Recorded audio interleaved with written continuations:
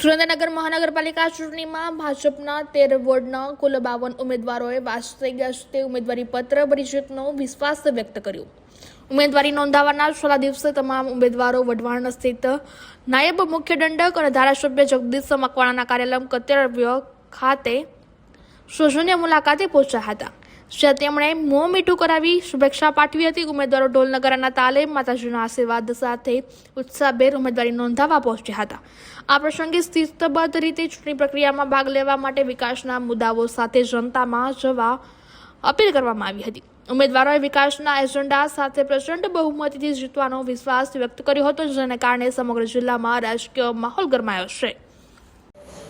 સ્થાનિક સ્વરાજ્યની ચૂંટણીના ફોર્મ ભરવાના આજે છેલ્લા દિવસે સુરેન્દ્રનગર મહાનગરપાલિકામાં ભારતીય જનતા પાર્ટીના 52 ઉમેદવારોએ ઉમેદવારી પત્રો અલગ અલગ જે કચેરીઓ છે એમાં રજૂ કર્યા છે। સાથે સાથે આ વઢવાણ વિધાનસભાના 3 જિલ્લા પંચાયત સીટ અને 16 તાલુકા પંચાયત સીટના ઉમેદવારી પત્રો પણ ઉમેદવારોએ રજૂ કર્યા છે।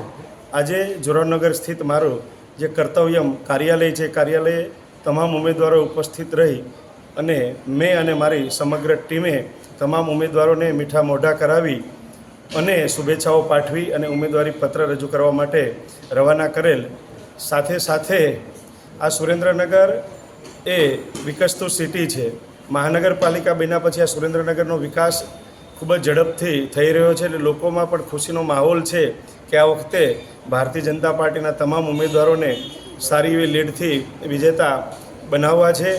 અને આ સુરેન્દ્રનગર ભારતીય જનતા પાર્ટીએ 52 ઉમેદવારોમાં 22 જ્ઞાતિનો સમાવેશ કર્યો છે। સાથે સાથે જે આ વઢવાણ તાલુકાની 3 જિલ્લા પંચાયત અને 16 તાલુકા પંચાયત અને 19 ઉમેદવારોમાં પણ 11 જ્ઞાતિઓનો સમાવેશ કરી અને તમામ સમાજને સાથે લઈને ચાલવાવાળી જે ભારતીય જનતા પાર્ટીએ એક ઉદાહરણ, એક દાખલો સ્થાપિત કરી અને પુનઃ તમામ સમાજને જોડી અને ઉમેદવારી બનાવવા માટેનો એક અવસર આપ્યો છે। આપ મીડિયાના મિત્રોના માધ્યમથી જે રીતે સુરેન્દ્રનગરનો વિકાસ થઈ રહ્યો છે એ આપના દ્વારા પણ લોકો સુધી પહોંચે એ અપેક્ષા સાથે આપ સૌનો આભાર।